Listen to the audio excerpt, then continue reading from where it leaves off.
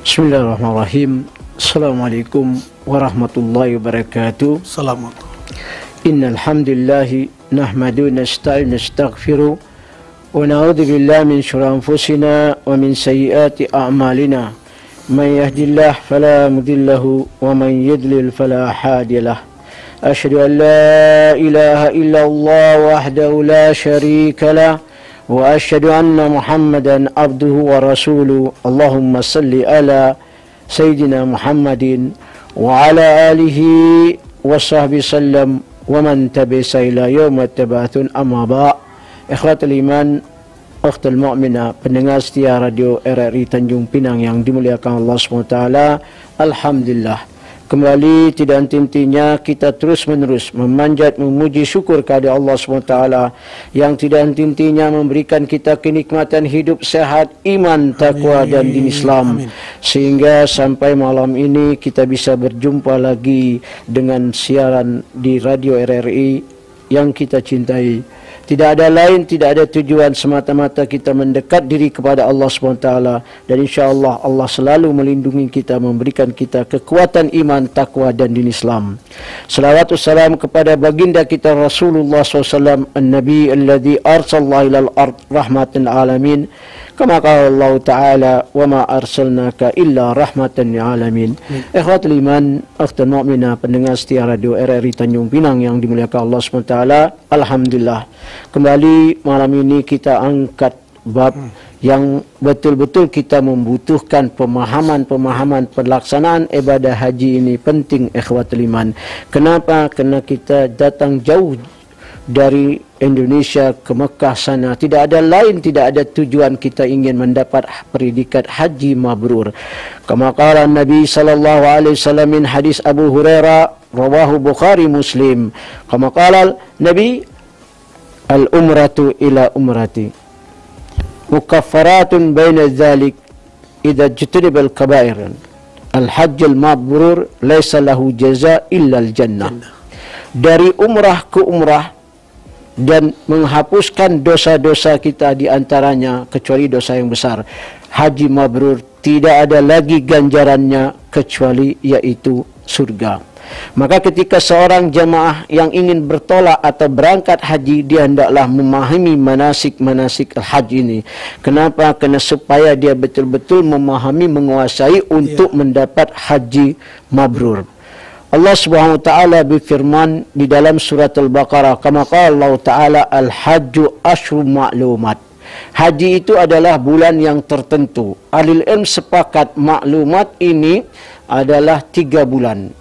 Syawal, Dzulqa'dah dan haji. Pelaksanaannya kata Imam Syafi'i adalah di bulan haji, masuk Dzulhijjah.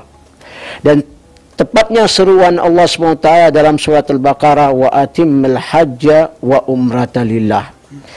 Seruan ini diwajibkan haji, ahli ilm sepakat pada tahun yang ke-6. Tapi kata Ibn Qayyim al-Jauzi, yaitu adalah tahun yang ke-9 dan ke-10 Nabi SAW melaksanakannya. Maka ikhwatul iman, kesempatan ketika seorang dipanggil oleh Allah untuk melaksanakan ibadah haji tahun ini, dia harus memahami rukun-rukun haji itu. Allah mencantumkan, faman farada fihinna hajj. Barang siapa yang dipanggil, diwajibkan untuk melaksanakan ibadah haji, rukun yang keempat dari hadis Abdullah bin Umar, rawah Imam Bukhari Muslim. Yang kelima baru Ramadan. Rawat Imam Muslim dari Umar bin Khattab, yang itu yang keempat adalah Ramadan, yang kelima adalah rukun haji ini, ya. Maka hendaklah dia menjaga apa? Pertama, fala rafatha wala fusuka wala jidala fil hajj. Ini rukun. Tidak boleh dia rafath, ngomong yang tidak baik, ya, ngomong yang jorok, maaf. Dan yang kedua, al-fusuk, yang dilarang oleh agama. Yang ketiga adalah jidal. Kenapa ikhwatul iman? Kerana ini adalah rukun haji. Datang kita ke Mekah sana betul-betul memahami manasik haji, tidak ada lain, tidak ada tujuan, semata-mata kita mendekat diri kepada Allah Subhanahu wa taala. Jadi fil hajj, wa ma taf'alu min khairin ya'lamuhu Allah wa tazadu fa inna khairaz zadi taqwa wattaquni ya ulil albab. Apa-apa yang kita lakukan itu semua akan kita mendapat kebaikannya. Bertambahlah, berbekal-bekallah. Dalam arti kata sebelum kita berangkat, kita memiliki bekal. Bekal yang pertama itu ikhwatul iman adalah ilmu. Ilmu ikhwatul iman. Yarfa'allahu alladhina amanu minkum waladhina utul ilm darajat. Jadi ketika kita berangkat harus memiliki ilmu, pemahaman ibadah haji itu. Manasik-manasiknya mungkin tidak bisa kita jelas secara di radio ini kena waktu yang membatasi kita. Ilmu. Yang kedua harta. Dan yang ketiga fisik. Ini tiga ini. Dan harus dia memiliki ilmu. Bagaimana tata cara yang mengajar kita untuk melaksanakan manasik-manasik haji ini agar dia paham. Terutama dia memahami tentang mikat. Di mana mikatnya? Kalau di Asia, di Yalamlam. Dekat dengan Mekah, dari Jeddah itu cuma 60 kilo lebih lah. Nah, tetapi kita langsung, kena haji kita adalah haji tamattu. Fa'idha amantum fatamatta'u. Nah ini, kama qala Allah Ta'ala, fatamatta'u bil umrati ilal hajj. Famastaisara minal hadi. Berarti dia kena hadi, kurban. Karena dia melanggar, dia masuk bukan bulan haji, pada tahun itu dia tidak pulang, dia umrah, dia tidak pulang, maka dia tetap menjadi penghuni Mekah. Maka nanti ketika dia turun di Madinah, mikatnya itu di Bir Ali atau Dil Hulaifiyah. Sampai dia tawaf, ya umrah, sa'i selesai, dia lepas ihram, nanti pelaksanaan hajinya tahun di hari ke-Tarwiyah, hari ke-8. Maka talbiyah dari tanah air, labbaika umrah wal hajj tamattu. Jadi dia menyerukan labbaika umrah wal hajj tamattu. Karena dia haji tamattu. Amma ayat yang tadi kita baca wa atimmil hajja wa umrati lillah, itu adalah haji kiran. Haji kiran, haji dulu baru dia umrah. Maka dia datang, dia tawafal kudum saja. Kalau dia mau sa'i, sa'il hajj. Nanti selesai ngelempar jamarat, dia tawaf al-ifadah yang rukun, dia tidak perlu lagi sa'i. Amma kalau misalnya yang haji tamattu, dia masuk, dia umrah, ya, dulu, baru nanti dia melaksanakan ibadah haji. Ilmu ini ikhwatul iman, perlu seorang menjelaskannya. Imam Al-Bukhari mencantumkan di dalam bab ilmu.